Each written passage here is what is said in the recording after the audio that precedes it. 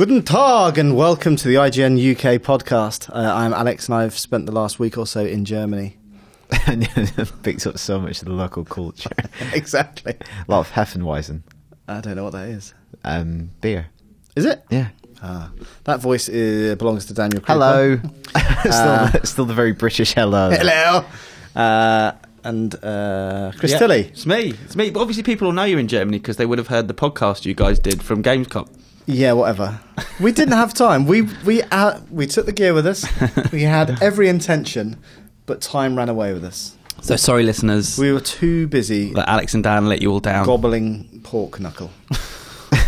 Excellent. Have you ever tried pork knuckle? Yeah, not for me. Really? Nah, yeah. Why not? I didn't like it. I don't like pork scratchings. Don't like pork knuckle. But what, do you like roast pork? It's all right. I'm not even a big crackling fan, so... What? I know. Everyone Sorry. likes Actually, there's not a lot for you to like there. So that's why you didn't do the podcast, is because you were eating pork knuckle. Yeah. Well, they're big. And takes a long You could have filmed it and put it on the side. Could have done. And drinking beer. Yeah. Could have filmed it in 1080p at 60 frames per second. Dan Kilby, yes, exactly. It's the only way to experience pork knuckle. Dan Kilby did take photos of every single piece of food that he ordered. Every piece of pork. That's interesting. But if you do go to Cologne, a top tip, there's two types of pork knuckle. Okay. There's the grilled one, which I think you and I had. Grilled, yes. And then that's where you get your crackling, Chris. It's all firm and nice and tasty. Roasted. Whereas Bear Park, I think, had, I don't know if it was boiled or something or other, but it looked a little bit like an unborn fetus. It wasn't very nice. It looked like an alien fetus. Or an old man's testicle. How did it taste? I like an old man's testicle. I don't put that sort of shit in my mouth. That's what Rich said. He said, that reminds me of an old man's testicle.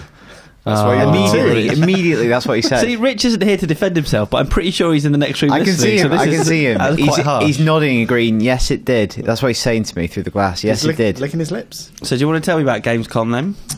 Busy show. Yeah. It's always been busy, but I don't know what it was this year. Maybe it was the rain, and I know that sounds really pathetic, but normally. It was inside, Alex. Yes, but there's lots of kind of food trucks and stuff like that outside. And there was one point where I was walking through the corridors, through the hallways, to get from one place to another, and it must have started raining because suddenly all these people converged, and it got to a point where I could not move. I literally couldn't move. And you just attacked people. You know what I'm like. My patience is not very good.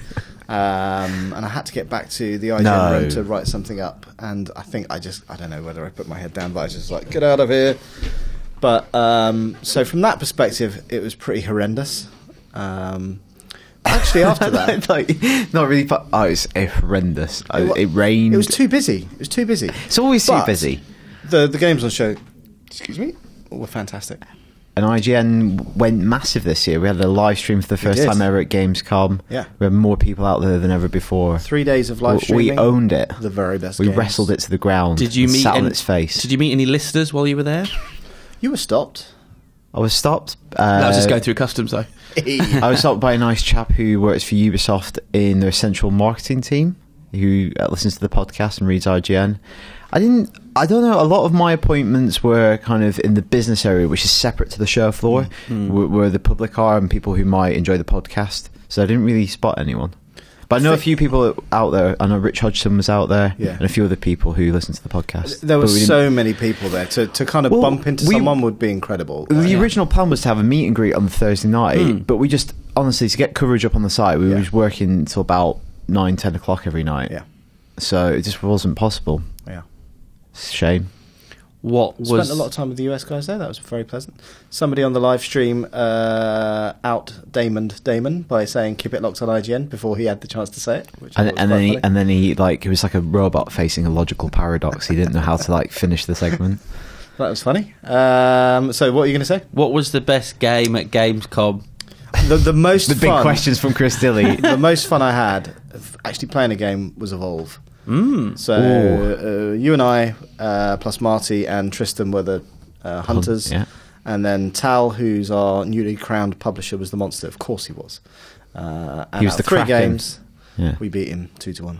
Awesome teamwork, which means we get pay rises. There wasn't a lot of teamwork going on. It was basically people running around like headless chickens, and then coming together at the last minute. We were all right. We got better. We got the first game. We thought we were going to get destroyed, but we still won. Yeah. So. And how did Prince Carmali do? He was newsing it up, wasn't he? Yeah, He did well. So it was probably the busiest show. It was busier than E3. Yeah. But that's not because... Well, it's mainly because we didn't have as many people, quite frankly. But it was good fun. And I think you'll only see Gamescom becoming a bigger part of the gaming calendar. Do you actually think it's now... Because both first parties used it as a space and a platform to make announcements, strategic decisions, or reveal new games. And EA. Is it going to be... can you say it's Europe's E3 yet? Well, it's bigger than E3. Yeah. But not in terms of announcements and stuff. No, I know, but it's too late on during the year to become that platform, I think. Yeah. Because E3, a lot of that stuff is like, right, we're announcing and then we're going to come either end of this year, if you're lucky, or maybe at the beginning. I think it's becoming a good space to do a kind of a second big reveal for games that are coming out in the first part of the following year. Yeah. And also kind of a reasonable platform for stuff that wouldn't wow people if you did it in like the Staples Center or somewhere in E3, but it was still like for kind of the more independent games and the quirkier games like Sony's first party stuff. I think it feels more at home at Gamescom. And I think also it's a weird thing because there's not a lot of gap between E3 and Gamescom. There's only 2 months, and you've got Comic-Con in the middle. So as a developer, it's like, you can't show something new at each different thing. So I guess Comic-Con is more consumer focused, I guess. Chris, I came back with a game for you. This is the game for you. It's called Until Dawn, okay? Do you want to hear the elevator pitch? So you play it over the course of one night. Eight characters. One of them is Hayden Panettiere. Okay, the cheerleader. Try saver. So it's 8 friends in a cabin in the woods. I think it's a ski resort. And depending on the decisions you make, the characters can all survive the night, or all of them can die. Or any combination. There's a serial killer out to get them. Okay, that's good to know. And I should have probably foregrounded that, if anything. They're just there on holiday. That's it. It's just basically an argument simulator. I thought you'd like it. So every time you play the game, it's almost like a party game. So every time you play it, it'll be different. Does that intrigue you? It sounds like fun. Yeah. It was coming out on PlayStation 3 on the Move controller, so you don't use a normal traditional controller, but they've kind of ditched all that. It's coming out on PS4. It looks great. It looked great on PS3 in terms of what it was trying to achieve, and I think the fact that it's that open. If it was a single narrative and the same people die at the same point, then it get boring. But the fact it changes every time, so it's kind of like Heavy Rain. Like the narrative fractures in lots of different ways, and I think the whole idea is they want it to be a bit of a party game that you'll play it overnight until dawn, and you pass the controller every time your character dies, and if Bagsy stays on. When can I play it? No release date yet. No release date. But I think there's a lot of kind of horror writers that have worked on it. Well, horror is a big theme of Gamescom, obviously, with in general, PT, aka Silent Hill demo being shown. Bloodborne. I haven't had the chance to show you that yet, but it's kind of, they pitch as an interactive demo or teaser or whatever. But that's really freaky. So we'll get you playing that with some headphones on in the dark. I don't like getting scared. Freak you out this week. You love horror. Okay. Yeah. I think. Anyway, should we crack on? Let's crack on with the news. Chris, you're up first. There's a picture of Ant-Man. It started shooting in San Francisco, and they released a picture of Paul Rudd standing in front of the Golden Gate Bridge, not looking like an ant. No ants appear to be in the picture. Are we sure it's Ant-Man? He doesn't. That could be from any film starring Paul Rudd, surely. It could, except he's normally smiling. He's looking quite mean and moody here. Right. And he's got stitches on his eye. And he's wearing a hoodie, isn't he? Yeah, he looks quite like... He looks like he should be an Infamous. He looks like a thug. He's had some bother, hasn't he? Yeah. He's had some trouble. So is he on the run? What can we wildly infer and speculate about this picture? Well, nothing. Okay. Let's state facts. Apart from it's going to be in San Francisco. They announced the casting of Mad Men's John Slattery in the movie. He'll be reprising his role of Howard Stark from Iron Man 2. I was just say, he's already appeared in the Marvel series, yeah. So, how's this going to work? Well, this is going to be flashback sequences. It is, isn't it? With Michael Douglas. But will it be Michael Douglas? Will it be Michael Douglas's dad?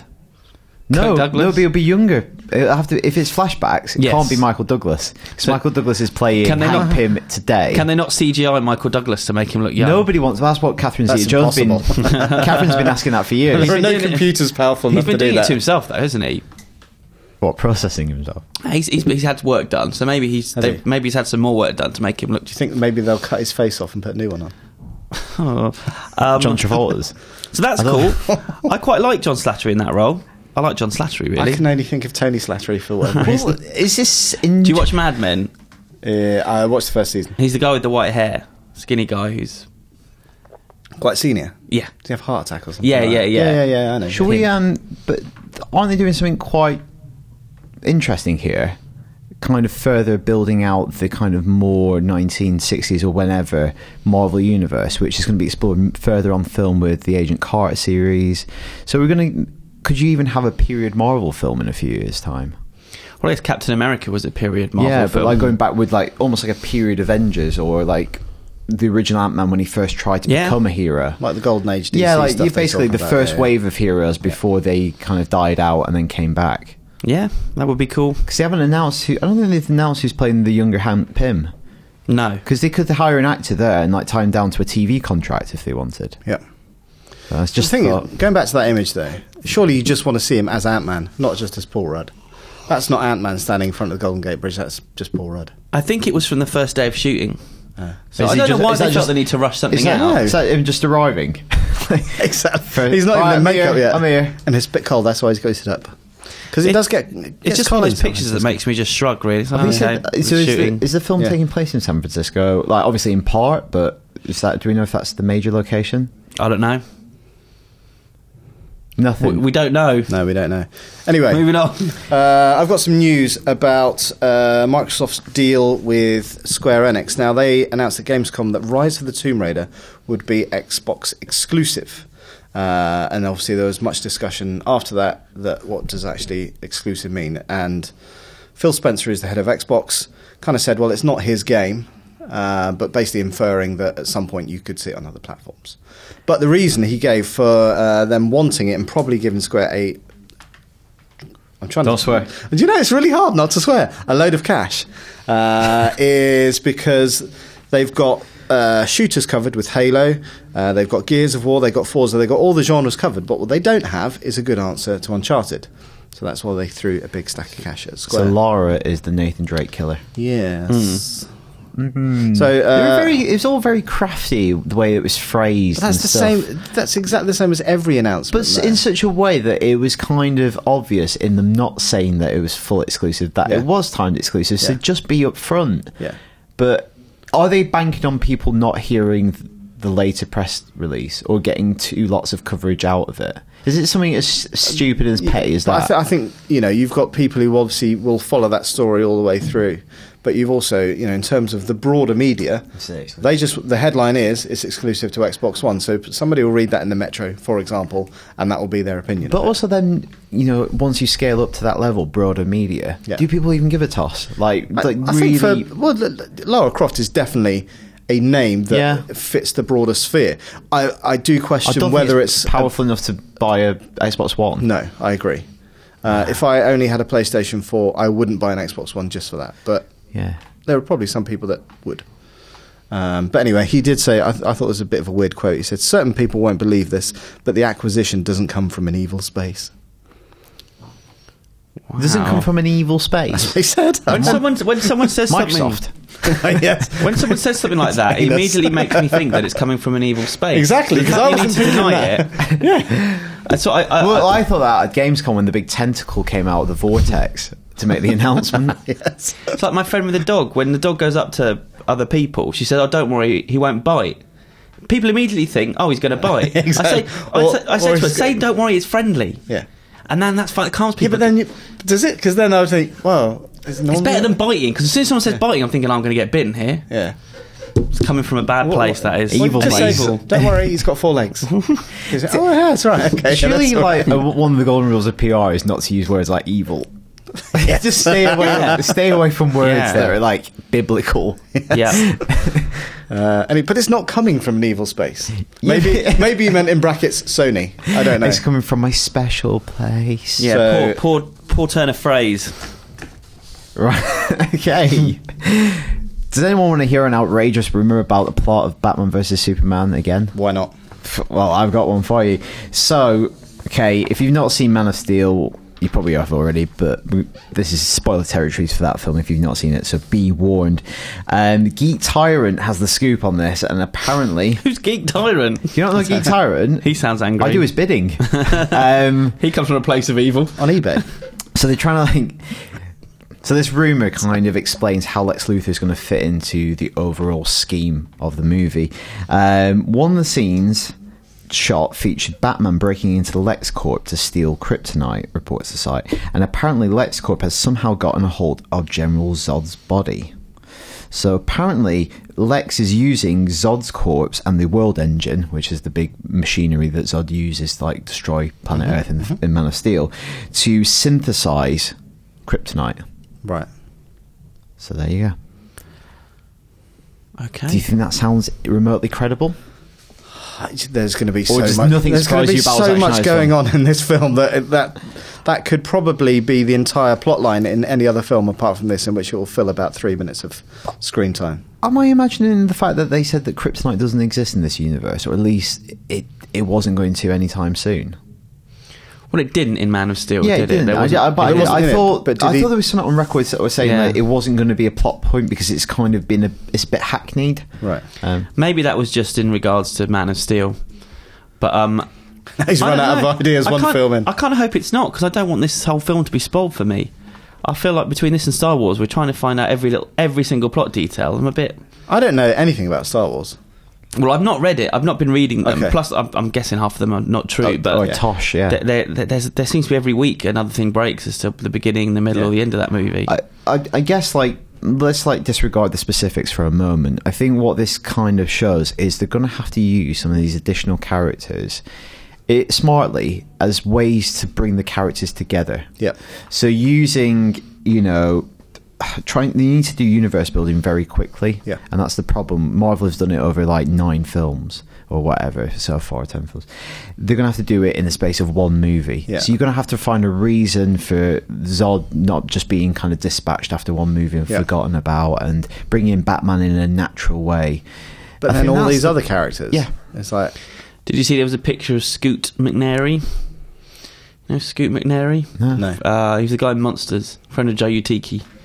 What, he was the lead? Yeah. Okay, yeah. He's great. He's been in lots of stuff. He's in Argo. Yeah. Lots of movies. Him on set in green socks. So they're saying he's the Flash. It's not been announced yet, but it looks like he's going to be the Flash.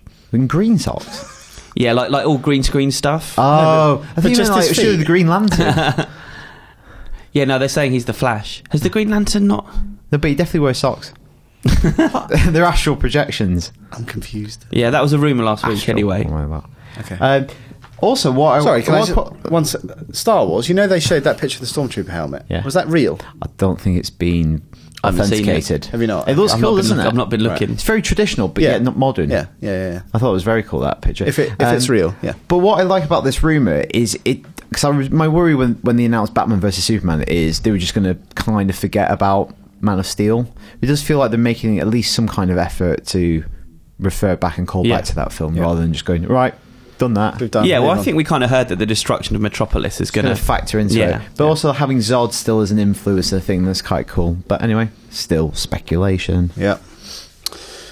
So, obviously, last week was Gamescom. One of the biggest games that I saw at Gamescom was Metal Gear Solid 5, The Phantom Pain.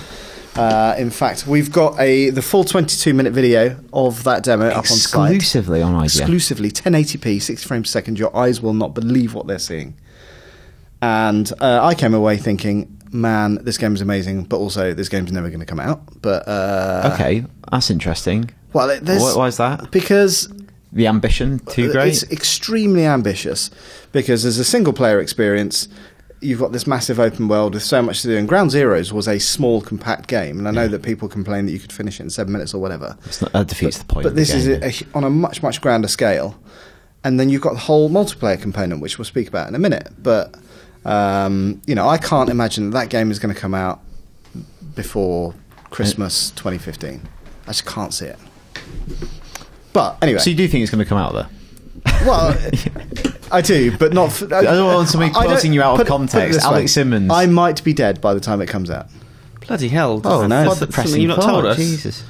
Yeah, I wanted to do it on this podcast. Oh God. I've got a rash. But you liked what you saw? I loved it. I absolutely loved it. So, you've seen most of it. Yeah, I got 5 minutes in and then someone took my computer away just now. That's the kind of neighbourhood. That's what goes on at IGN. Neighbourhood that we work in. At least you've got a computer. And you've seen it all? Yes. Yeah. So the first part of the demo is what they showed last week on Twitch, which is the same demo from E3, but from demonstrating how you can play it in different ways. So they played it at night rather than during the day. But one of the clever things about the game is that the AI learns. So if you go through the game taking people out with headshots, then later on in the game, all the enemy troops start wearing helmets to prevent you from doing those one-shot kills in the heads. That's clever. Also, if you shoot them in the chest, wear body armor, etc., etc. So you've got to continue mixing up your game and doing all that stuff. They showed off the cardboard box, which I think I like the idea that the cardboard box is upgradable, which sounds a bit ridiculous if you don't know Metal Gear. But one of the things is you unfold it to be like a full-length picture of a woman in a bikini, and these highly specialised trained troops who are smart enough to put on helmets when you do headshots look at it and go, "Ugh," and then slobber and basically giving you enough time to they take run them out. towards you and you can it's just a bit them in the balls. But the thing is, Metal Gear has always tread that very fine line between the absolute ridiculous and eccentric, and also the very serious, because Ground Zeroes is about rendition and torture and teenage rape and underage rape and all this great, very serious issues. But also it will find a place for stuff like that. Yeah, and like the opening of the demo, it had Snake riding in on a horse. You've got this Jeep patrol coming towards you. So he orders the horse to curl off the fat one, rides off. The Jeep skids on the turret, giving him enough time to go in, attach a parachute, and lift it up into the sky. It's bizarre. Is that everything you wanted from a game when you were 10? Awesome. It is awesome. I think that's the point. I think Kojima knows that video games are inherently ridiculous in some sense. They can treat serious issues if they want to. I just think some people find that very uneasy. The bikini stuff is probably a step too far. Yeah, in my eyes. But anyway. Okay, shall we get onto the multiplayer stuff? Yeah, so you're going through the single-player experience. It's very much like Peace Walk in that any kind of resource you find, whether it's a Jeep or whether it's a troop or anything like that, you can attach what is called this Fulton recovery system, which is a parachute that lifts them up into the sky. It's like the Skyhook, isn't it? Yeah. Dark Knight. Takes them back to your base. So if you recruit high-level scientists or this, that and the other, you can develop different weapons and this, that and the other. But it turns out that home base that you build is actually part of the multiplayer campaign. So I'll have a multiplayer base that I'm developing, this, that and the other, and you're doing the same. But it turns out you can infiltrate the other person's base to steal their resources. And that's what they showed. And I think it looks really, really good. So this isn't live multiplayer. This is almost like asynchronous. The other person doesn't need to be online, and you can interact with their base. I don't know. So the way the demo ends is that you've got, if I was attacking you, I'd be sneaking along, and then that you've been alerted or I've triggered something, so you know that I'm there, and then you start attacking me. So, but I don't know if that is you happen to be online at the same time, or whether it will be there will be a companion app, for example. That would be pretty cool. So, by the way, somebody's triggered something on your base. I hop online, there you are, I'll take you out. I don't know. Okay, so as a long-term Metal Gear fan, do you welcome the addition of multiplayer, this type of multiplayer? It all depends on whether that's going to get in the way of the single-player experience. Now, in Peace Walker, it doesn't. It enhances the single-player experience because the actual going through and building up your base and developing new weapons and tech that you can then take out into the single player experience is really, really good, because you'll get to a mission that's super tough, and what you really need is a high-powered sniper rifle, blah blah blah. You haven't got one. You can go back to previous missions, go and search for high-level scientists or R&D people that will give you that kit to then go back and do it well. I like that idea. If it gets to a point where my base is constantly being raided and all my stuff that I worked hard for is nicked, I'd find that really annoying. So, if that got in the way of my enjoyment of the single player. That's what I'm going to do to you then. Do you know what? It's one of the reasons why I stopped playing Boom Beach, because every time I logged in, it was just like, you absolute turds. Like, all of my gold very has been similar, nicked though, aren't they, the two experiences? They're both tower defense games. Yeah. The idea is I think this is how I interpreted the video, is that as a defender, you invest in gun turrets, patrols, this, that and the other. So when you're not online, you've got enough gear there to make sure your stuff isn't being nicked. lynched. Yeah. But who knows? But that's again hugely ambitious as a side, as an adjunct, as an add-on to the main game. So maybe it won't even come out next year. I don't know, but I'm excited. What about you guys? So in the next decade, we're going to see this. Hopefully, at some point before I die. That would on be the PS4. Yeah. Otherwise, I'll be sad. Or PS5 in my coffin. I thought also I'm just going to say a very obvious and stupid thing. It looks amazing. It does look absolutely it looks beautiful. Yeah. Like, it looks incredible. Like the animations, everything about Ground Zeroes, I loved. Yeah. I didn't mind that it is theoretically 7 minutes long. Yeah. I must have played that game for about 8 hours. Absolutely, yeah. And I love the freedom that it has, and it feels in keeping with Metal Gear games of old. Yeah. But mechanically, it's gone 5-10 years into the future. Like, it's really caught up. Yeah. And if you feel like the most badass secret agent, I never really felt like that before with Metal Gear. I just felt a bit hampered by the controls. Even like, again, in the first part where it's a single player demo, there's a helicopter that's called in to just before you try and make your escape. And I can't remember what happens in the first time at E3. I think he basically jumps on a horse and just legs it. Whereas this time round, he sneaks up to a Jeep, puts some C4 on, and then straps a Fulton recovery in, so the Jeep gets lifted into the air, but it collides with a helicopter, blows it up, and it's just having that freedom of creativity. Like emergent gameplay. You can do whatever you want. Crazy. And that was the good thing about Ground Zeroes. Like, it's different every time. Reading about people and how they've done stuff. That's why it doesn't matter if it is 7 minutes long. It's because you can play it every time and it'd be different. Because they were like, there was apparently a power switch hidden, and that was shut down all the kind of lights across the prison camp, and all that kind of stuff was just very cool. Discovery, different ways to play it. So I'm very excited. When do we get to hear him speak? What, Solid Snake? Yeah, it's in there. Is it? I didn't get that far. Yeah, old what's his face, Keith Sutherland. Yeah. How did that sound? Well, we heard it before. Yeah, because he's in Ground Zeroes as well. Sure. Yeah. He doesn't say much in this demo. He basically he points a gun at someone and tells them to get down, I believe. Are you used to him in that role yet? Before. I think it still sounds a bit weird, but I'm sure you get used to it. Mm-hmm. I must admit, after Ground Zeroes, I didn't really it feels like a different enough game compared to the old Metal Gears, and I think that's the jump in fidelity in the way it's presented, because it does look absolutely beautiful. So anyway, our listeners, you should let us know what you think of Metal Gear. Are you excited by the multiplayer? You can reach us at IGN_UK feedback, IGN.com. It's always difficult to remember, isn't it? It is, yes. Anyway, let's move on to this week's feedback. I've got the first piece from Kyle Barrett, who says, with all these remastered games coming out recently for PS4 and Xbox One, there has been a criticism about the lack of new games for the consoles. What games would you like to see remastered for the new consoles, and why? I'd love to see Dead Space, Assassin's Creed 2 and the Uncharted trilogy. Let's answer that bit first, and then we'll come back to the last bit. Remasters that haven't yet been announced. There's been quite a few. You know what mine will be? It'll be BioShock, because I was disappointed when the announcement came and it was BioShock's coming to iOS. I was like, I would have quite. Would you actually play that through again? I think I would play the original, because it's been a long time since I played the original. I never played Minerva's Den either. Right. So if you got a package that was dead cheap, like 15 quid, and it had all of the content, you know what? I probably would, because I missed Minerva's Den. I never played BioShock 2. Yep. And I missed out on Burial at Sea as well. I kind of moved on to this stuff. So if a package came out with all that stuff in, for like tuned to next generation consoles, I'd do that. Also, and this is kind of nicking the idea from the Master Chief Collection, which I've been reading more about, which I've never really fully appreciated what that Halo Master Chief Collection really is. There's a lot in there. It's all 4 games. Yeah. No, it's more than that, because it's 3 and it's Reach. It's like 5 games. Yeah. It's all the multiplayer maps, all the games. 111 multiplayer maps, I believe. Yeah, and you can from the master menu, you can go to any of it instantly. Yeah.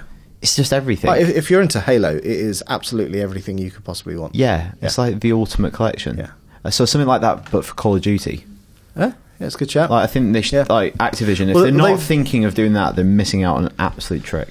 Yeah, it's a good shout. Like I think, like some of the like Call of Duty 2 was obviously out for, I think it was around the launch of Xbox 360, but that was a really good game. Yeah. I must admit, I haven't played it recently. Yeah, I think like but, that World War II setting is nice. Reality, what they probably would do, they probably do a Modern Warfare collection. Yeah, maybe a Modern Warfare Black Ops box set. Yeah, and it's all those maps in one. I think I quite like the idea of some older World War 2 stuff. Imagine if all of it. Yeah. What about you, Al? Red Dead Redemption, because that was a game that I didn't really play because it was around the time of my daughter being born. So that would give me the perfect excuse to get kind of back into it. So Awesome. That's a really good question. Yeah. Yeah. Well done. Open it up to the... Yeah.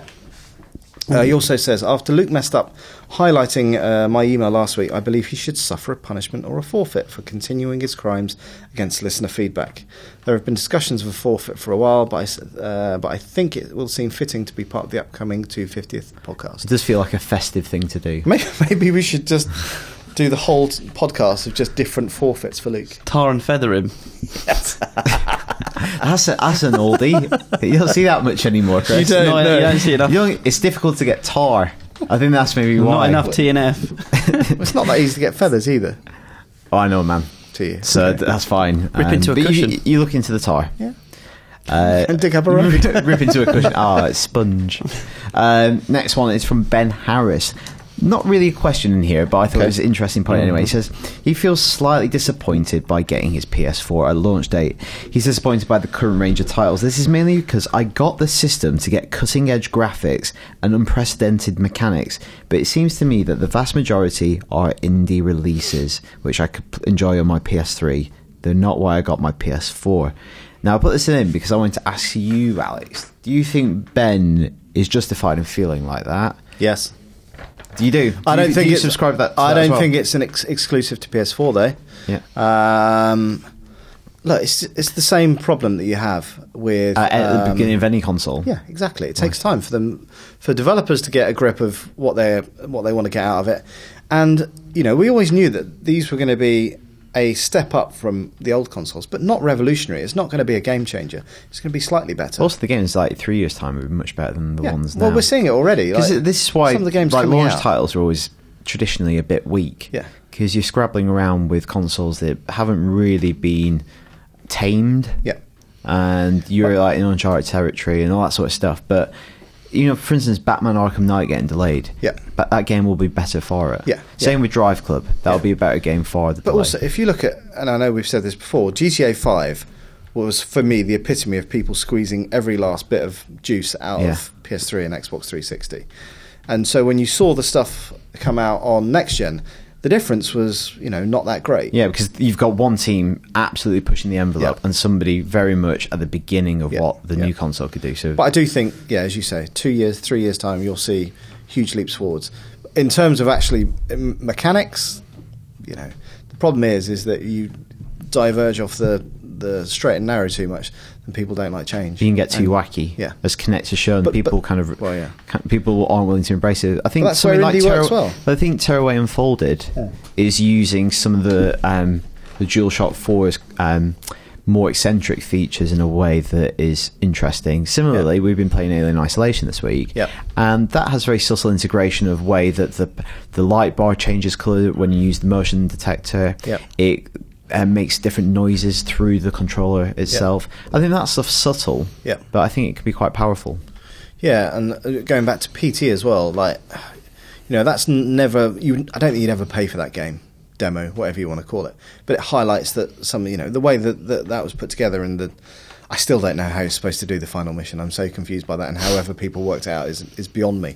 But that kind of level of game design, I guess, you wouldn't have had in previous generations. Like the first few parts of that level where you've got to go and find this and that to move on. Okay, I get it, but then you've got to time stuff. You've got to listen for different. That becomes bits and pieces. intentionally obtuse. Yeah. Like that's the whole point. They thought Yeah. it would take months for the people to crack the code, as it were. Yeah, I'm sure people just did it purely by luck. Yeah, because that's how I did it. I wouldn't. Yeah, I couldn't do it. I got an email from Kyle Marsden who says, I'm loving the look of Sunset Overdrive that's coming out in a couple of months. And it got me wondering, even with highly realistic graphics in next-gen and PC games at the highest settings, do you think there will still be a place in the future generations for indie cartoon-style games? Absolutely. Yeah. I think there'll always be room for a wide range of aesthetic styles because games are built and designed by artists. And if you look at art, not everybody aspires to paint photorealistically. Not all artists want to make a photorealistic game because the game has a different tone, it has a different story that wouldn't suit that style. Like Mario, that game would be horrifying if it was photorealistic. Yeah. I don't want to see an obese Italian American plumber save a princess.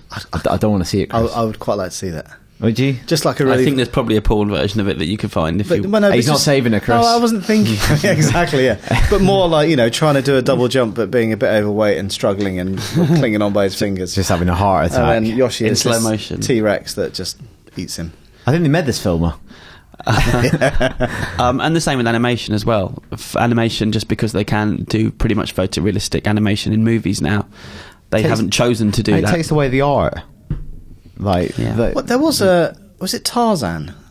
There's a new release of Tarzan or something that came out recently, or was it the Jungle Book? That was kind of somewhere in between. Ooh. Yeah, there was a Tarzan that came out recently, in the last sort of 3 or 4 months. Yeah, the Uncanny Valley. Yeah, it was really weird. Like I saw the trailer before Rio 2, I think it was. God, that's the kind of stuff that I can see at the cinema. Yeah, no, it's Kellen Lutz playing expendable. Kellen Lutz played You're obsessed with the Expendables, right. Chris. But I'd never actually saw any that video was, from it. It wasn't quite... Well, it wasn't photorealistic, Right. but it wasn't like Disney-style kind of traditional animation. It was this weird kind of thing in the middle, and I just thought it looked horrible. I like over the last month you've become Britain's foremost Expendables expert. That's because he's pitching to be in the next one. Not by choice. I've got a chance. You have. Now they've got the young Expendables. Me and Ronda Rousey. The Expendables. Who's he? She's the chick. Oh, she's a she. Yeah. He's a she. She can beat you up. That's plot point. Most women could be. Do they have any brains, or is it just brawn? Who, the 'Cause I'm Expendables? not- Yeah, one of them was like an electronics whiz. Right. You got to have an What are you gonna electronics be? I whiz. can barely get my computer on. I don't think you're going to punch people in the face. I would be the comic relief. I think you'd be. I think like you'd be, Rick Moranis or something. I think you'd be the fast-talking wise guy. Yeah. You'd be like, if they need to sneak into a base, you could like distract the guards by speaking to them very quickly or asking Or the for Ernie directions. Hudson. He's the fourth Ghostbuster. Winston. Oh, right. No, you're more like Janice. Slimy. Oh, yeah, you are, yeah. I'm not like Janice. I'm like Janice. Move It's on. not Janine. It's Janine. Is it? And Janine. I'm not like either of them.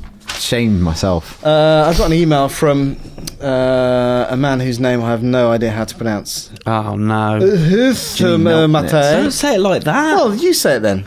No, I don't have to. It's not my. It's I not assume my he doesn't email. want his real name read out. Mate, I think that's it, says, I feel like over the past few years there have been a lack of World War and World War II games and movies. Any recent noteworthy releases based on the aforementioned genre? P.S. I played Sniper Elite version 3. Well, I suppose it's because they did it to death just before then. but I reckon it's time for a renaissance. I'm sick of modern warfare. You're like, bring back the war. I loved Band of Brothers. No, not Band of Brothers. What was the Ubisoft game? Well, I love Band of Brothers because that was good. Brothers in Arms. And I'm not talking about the Dire Straits album, but that was a good album. But Brothers in Arms from Ubisoft and the Gearbox, the mechanics were pretty shonky and the graphics weren't that good. So bring that back. But it was good. I played. Oh man, I got about 3/4 of the way through and it crashed, lost my save, and had to start again. But I did it because I enjoyed it so much. And then they were going to reinvent it. I think it was at E3 2 years ago or something. They showed off what it was going to be like. And as far as I'm aware, that's been canned. It was overly kind of caricaturized, and I didn't want that. But I'd be well up for another serious World War II game. I was going to say, Brothers in Arms. Possible stopgap. Recently we did stuff on Valiant Hearts. It's not a shooter, but I don't know if you just want something in that setting. I think it's an interesting... He doesn't say specifically shooters, he just I think says it's an games and interesting movies, game. so. You know, it seems it's got a cartoon style. It's a puzzle platformer, but it's got a lot of interesting content about the First World War. So maybe I'm definitely going to go back and watch Band of Brothers. Actually, I've never seen it. Have you never seen it? Wow. It's fantastic. I've got the Blu-ray somewhere. I'll lend them. And it's crazy how many great actors are in it as well. Yeah, some of whom weren't famous at the time. Tom Hardy in it. Yeah. They're all in it, basically. Yeah, They're all in it. What about you, Chris? Well, if you're in London next month, London Film Festival, opening film is a World War II film and closing film is World War II film. So there's a couple of big ones coming out. The Imitation Game, which is about, oh man, I knew what his name was and I've forgotten it now. But the guy who cracked the Enigma Alan Turing machine, with Benedict Cumberbatch playing him. Right. And the trailer looks great. It looks like kind of an award season movie. And Fury, Brad Pitt in a tank. that they've been shooting in the UK last year. That's going to be, I think, closing the festival. Who's directing that? I think, top of my head, I think it's David Ayer, the guy that did Training Day and Harsh Times, and he always does sort of almost real-time movies, and I think this is a similar kind of thing where it's all over the take place in one day. My only concern with that is, like, when was the last time Brad Pitt did a good film? He doesn't. World War Z was okay. Alex is grimacing for everyone listening. Sure Brad Pitt makes good choices, I think. 12 Years a Slave. He carries that film. Absolutely, he's got a very teaches small us role all in about it. slavery. He pops up to teach us all a lesson As God, as the wise white man. So yeah, couple of big. There'll always be war movies, I think. Yeah. There'll always be Monuments Men was out at Christmas, didn't do so well, but that was another World War II one. There hasn't been a great war movie for a long time, I don't think. No, but also because HBO did Band of Brothers, they did The Pacific. What was the modern day one they did? It came out in between those two, and it was set in, I think, Afghanistan or Iraq or Iran. Oh. I suppose, I don't know. But it wasn't anywhere near. Well, 0 Dark 30. Like, would you class that as war? It's a contemporary war film, like the way that war is mutated. Yeah. Also, I really like that film. I enjoyed the thing with Mark Wahlberg as well. Recently. I didn't watch that, Lone Survivor. Lone Survivor. I've heard mixed things about that one. You liked it? I thought it was. Yeah, I did. I just found it terrifying that it was a true story. Like, I found it absolutely harrowing that they went through that. Yeah, I thought it was. Yeah. I'll have to see that one then. Yeah. Right. There's a few. Yeah. This is Sam. He says, Duck Hunt.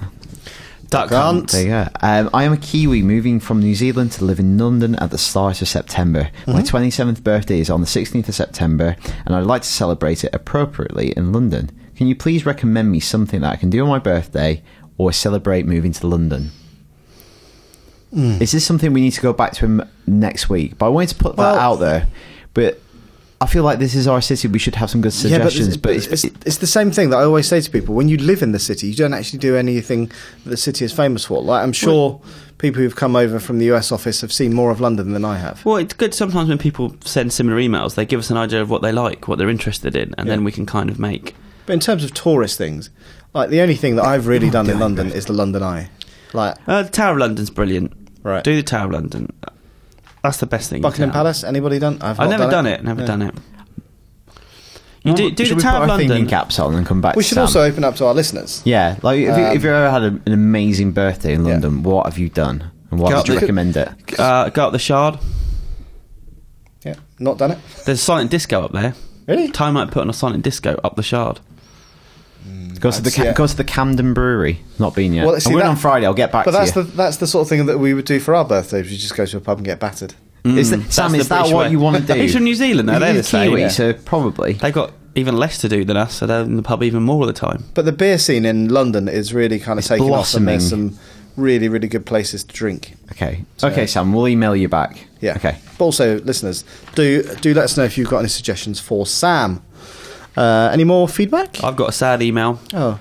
Yeah. From Livon in Virginia, USA, who just simply writes, was wondering if the best thing to do is to commemorate pod people by retiring the term or keep it going. So pod people was something I got from Robin Williams when I interviewed him, and actually when he passed away I thought I'll try and find that interview, and I realised I wasn't even at IGN, I was at Time Out, and it doesn't exist anymore. It's not even on the Time Out website. It's lost in the annals of time, him saying pod people. But no, I don't see any reason why to retire it. I think we should keep it going in honour of an amazing performer. I think it's fair to say you guys were away, but we're all very sad about that. What's absolutely shocked. I couldn't believe it. Favourite Robin Williams film or performance? Two stories on this. I really very vividly remember going to see Jumanji with my parents, and it was a packed auditorium.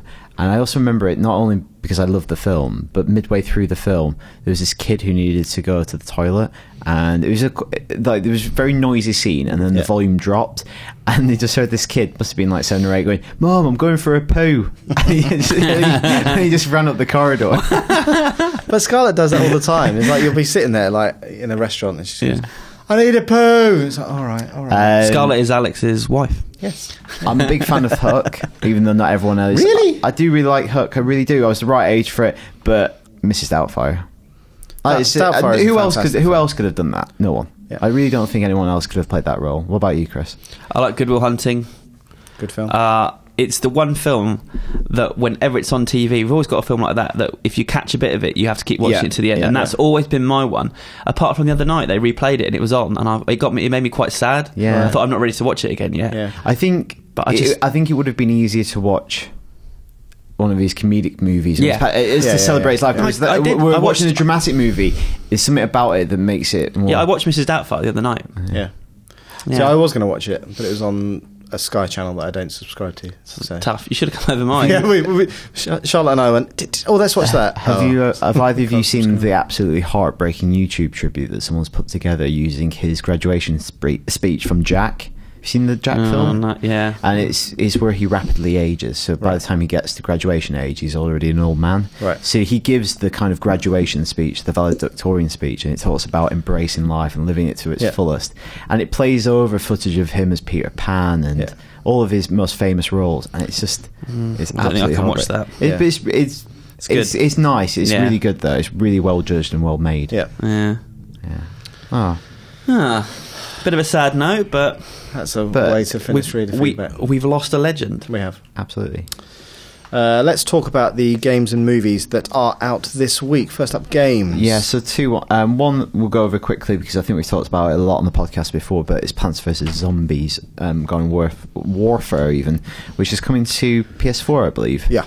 And then the other one is Tales of Zillia, Alex. You're a big Tales of Zillia fan, aren't you? No. So thank you for dropping me on the spot there. I think people who are really into the Tales series probably know more about this game than I do because I've never played a Tales game. Me neither. But Colin, who is a huge fan of the series, reviewed it on the site. He gave it an 8.0, saying it's absolutely great, and it's a love letter to fans of the original, mixing up all characters and systems with some very new, fresh ideas. So I would say chances are you've probably already pre-ordered it. You've probably pre-ordered it. And that's a good choice because it's a good game. This week, Into the Storm's out, which is like the new Twister.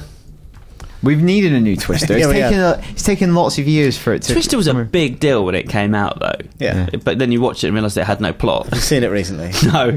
I've seen it probably a couple of times in the last 3 or 4 years. Really? Because, again, it's one of those films that you just switch your brain off.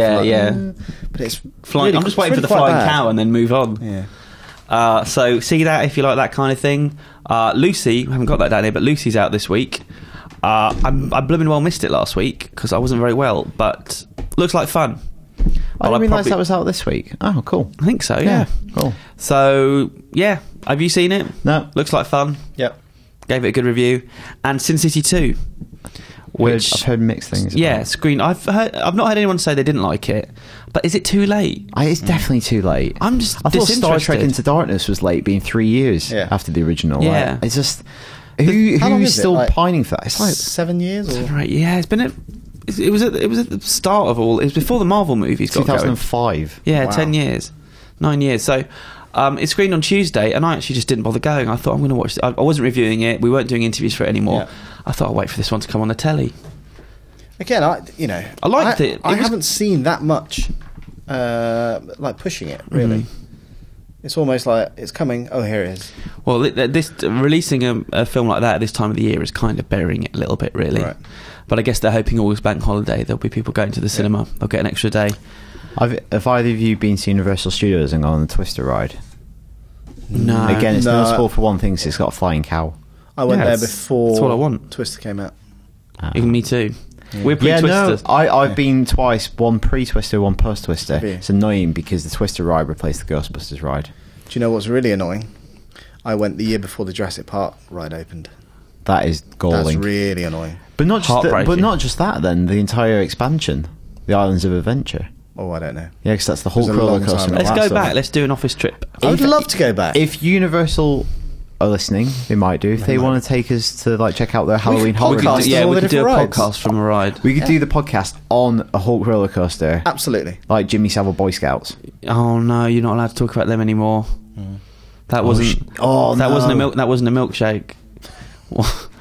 No.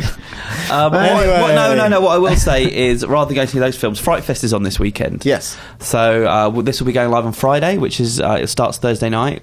So you will have missed The Guest, and you will have missed Zombievers by this time. Thank God. But I am going to see Zombievers at midnight tonight. That's something to look forward to. Are you honestly looking forward to it?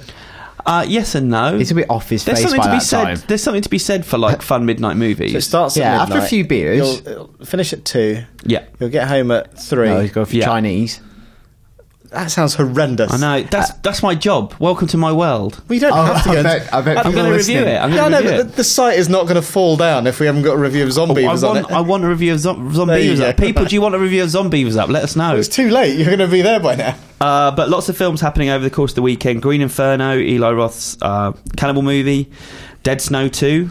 That's zombie Nazis. Yep. Housebound's supposed to be great. Kiwi horror comedy, a bit like old Peter Jackson movies. Mm-hmm. The Blabber-dook. Apparently that's the scariest film playing there. Yeah. Scary. Are there any still... Terrible title. Can you still get tickets to any of this? Yeah, there's still single day tickets. I might go see Blabber-dook. I think Blabber-dook might be sold out. Oh, no. But I'm going to find out tonight because I think that's going to be the hot ticket. But I want to go up and go, can I have a ticket to see Blabber-dook? Also, the fact that, you know... the fact that you're saying that Blabber-dook is the hot ticket, it's like, what? Which kind of world are we in? If we meet in the pub to discuss films, the film that's very hard to pronounce after a few bits, the Blabber-dook. I'm going to try and find it. Oh, I can't do it now because I'm going to find a picture of the Blabber-dook for you. What is a Blabber-dook? It's a little scary little man. Is it? It's Australian. Is he like a baby Duke? But from New Zealand? I think you're thinking... Blabber-dook. I think... Alex, are you imagining a tiny pimp? Maybe. Yes, I'm a little Blabber-dook. That's the Blabber-dook. You have to post a picture of the Blabber-dook. That does look really quite terrifying. Oh my gosh. Is he always riding the hobby horse? That is a way... Repulsion meets the Gruffalo. That's a weird way to describe That is it. your elevator pitch. Oh my god. If you watch the trailer though, you'll be scared. And there's a lot of comedy playing this year at Fright Fest, but that one doesn't look like it's got any comedy in it. It's just very serious. It sounds horrendous. So it's sounds horrendous. It's about grief and depression and when a mysterious pop-up children's book character appears on the Jesus. shelf. Oh my god, that sounds horrendous. I really don't want to see that. Wow, so that film's got a lot of press hit. So I will be there. If you come and say hello if you're coming down. I've lost my page now. I can't talk about any others that are playing. But is this the only film you need is the Blabber-dook? Yeah, Open Windows I'll be at. VHS Viral, The Signal. How many VHS films have they done now? That's the second VHS, or the third? Third. Yeah, It's the third. Or maybe I'm getting confused with The Wreck as well. I've reviewed them. And the one I'm most interested in is called The Lost Soul, Doom Journey of Richard Stanley's Island of Dr. Moreau. Do you remember The Island of Dr. Moreau? It came out... never seen it, but apparently... awful. Turkey. Which one? The Val Kilmer one? Yeah. So Richard Stanley was the director, who's a British guy who did Hardware and Dust Devil, and that was his big break. It was Val Kilmer, Marlon Brando, David Thewlis. And he got sacked a week into the shoot, and they replaced him with John Frankenheimer. But Richard Stanley's a bit of an eccentric. He then went back onto the island they were shooting on undercover, got one of the costumes, dressed up as one of the animals, and hung around set and tried to mess things up and spy on it all. Yeah. Oh my gosh. And so this is the first time they're kind of telling the story of what went on behind the scenes on this. I really enjoy these documentaries. There's a wave of them coming out that are kind of pouring over and doing post-mortems on failed projects, which is fascinating. Yeah. Because a lot of these people now have no agendas. They can just be brutally honest about what went wrong. Yeah. Yeah. I still haven't seen the June documentary yet. Probably the best thing I've seen this year. There you go. Jodorowsky did. So yeah, that's it for the films. You've not seen the Blabber-dook. well, that's it. You've definitely got to update us on the Blabber-dook. All right, next week. Next week's podcast. A full report. All right, sounds good. Blabber-dook roundup. Yes. Also, can you come dressed as a Blabber-dook as well? Come on the lobby horse. Just look at the camera. If you get me on, I could do it for the whole podcast. Yeah, that'd be sweet. Okay. Right. That's it for this week's podcast. Thank you, as always, for listening. You can get in touch, IGN _UK feedback, IGN.com. Until next week, we will see you later. Bye-bye. Cheerio. Bye-bye.